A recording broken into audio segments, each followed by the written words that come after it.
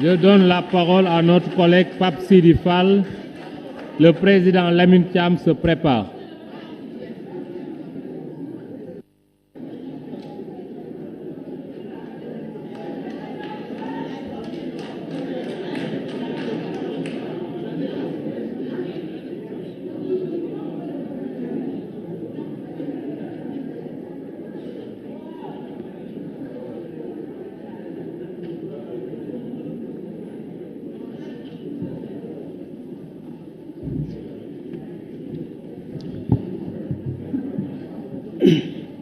Monsieur le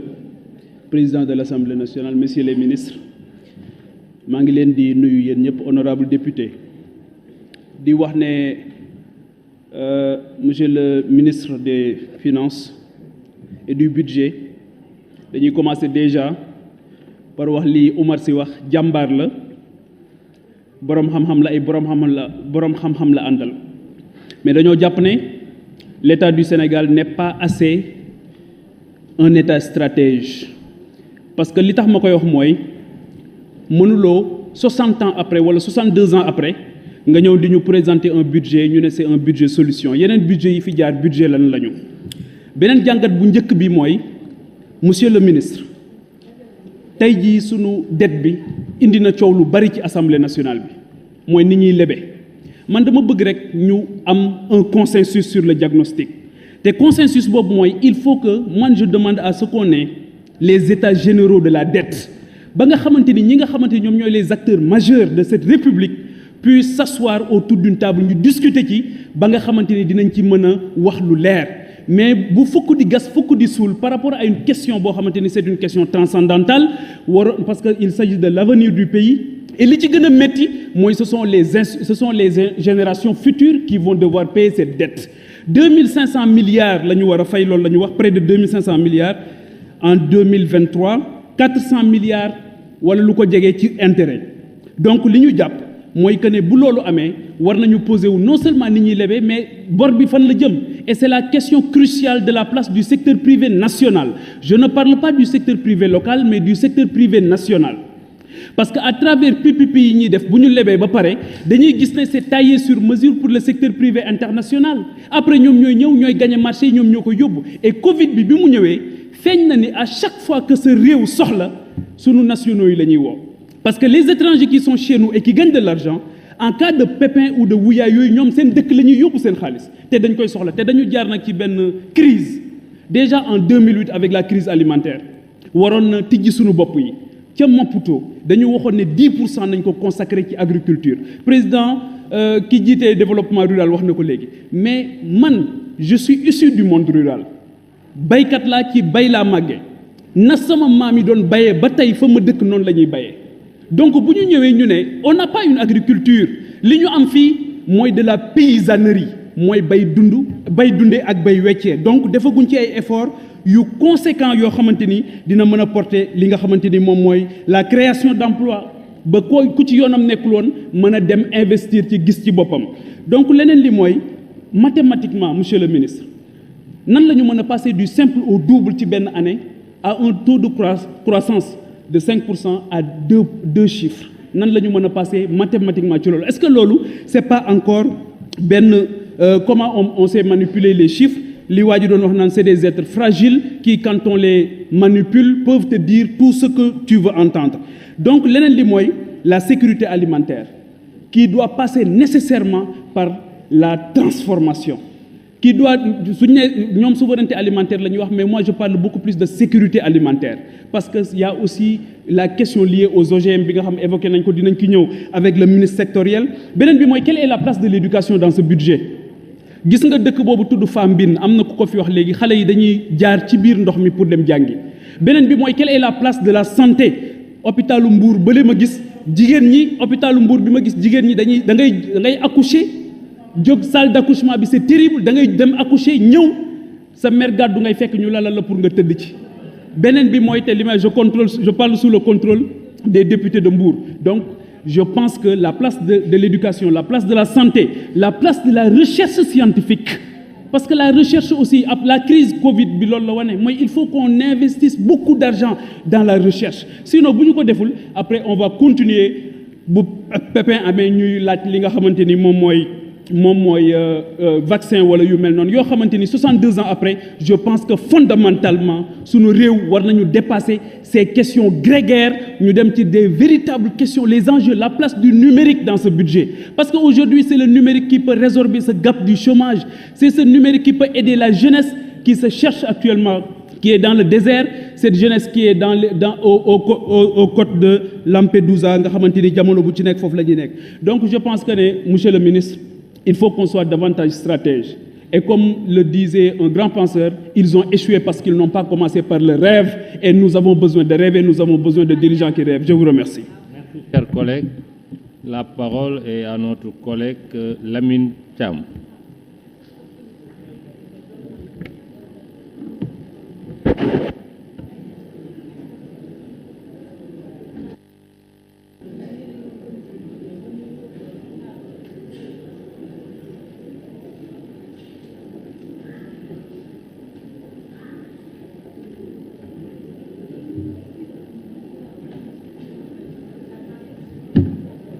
Merci, Monsieur le Président. Assalamu alaikum.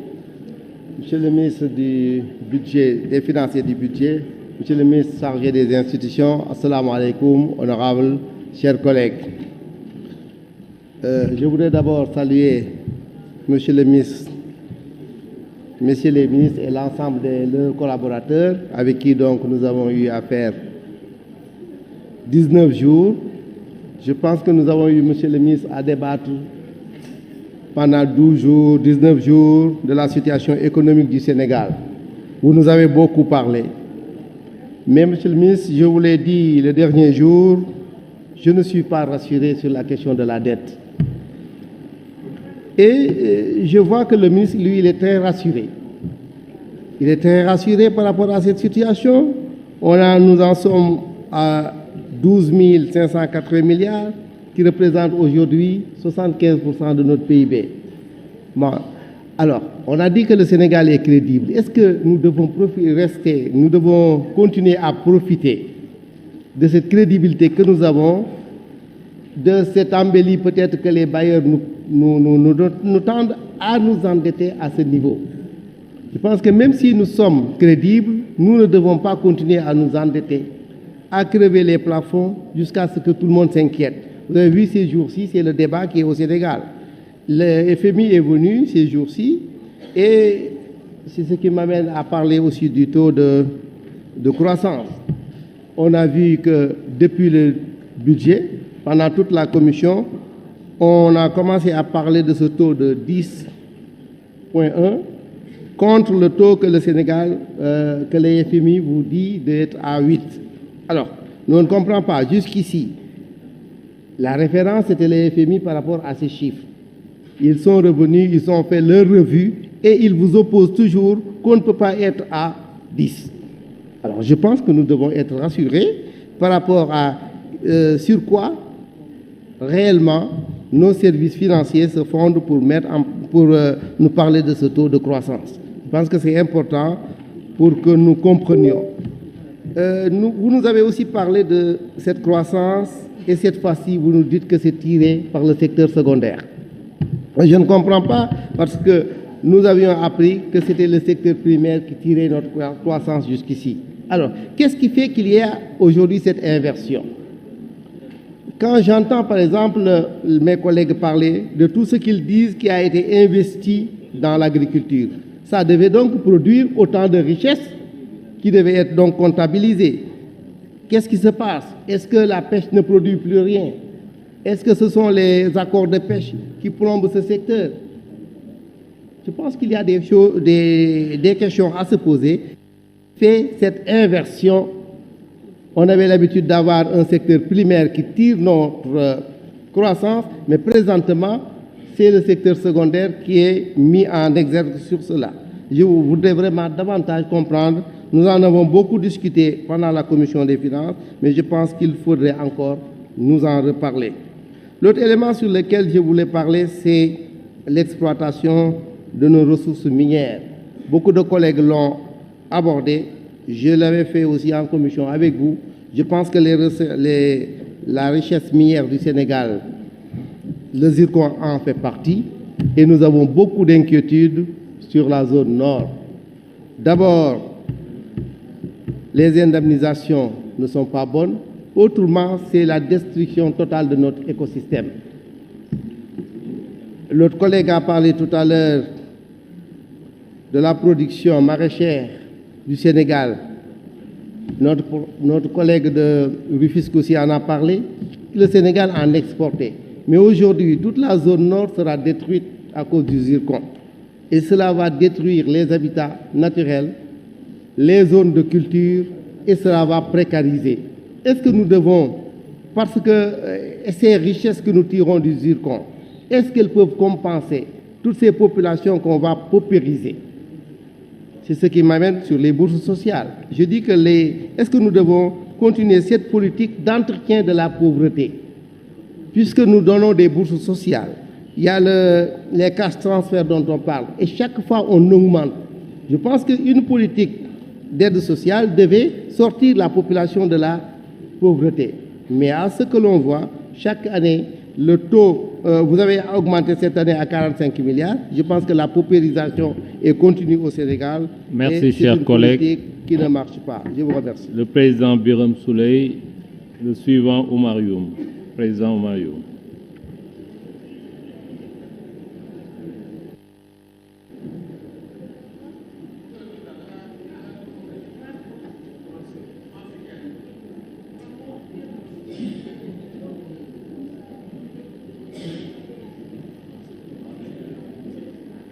Birame Souleye,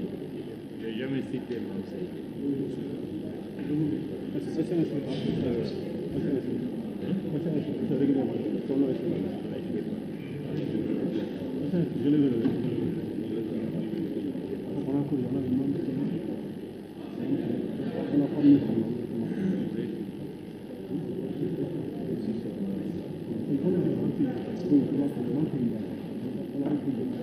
Voilà,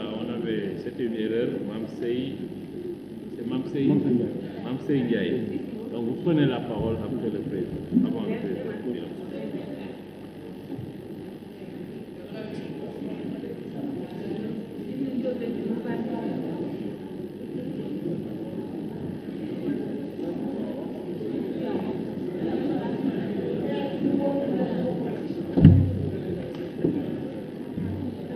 Billahi mina seytaane rajim.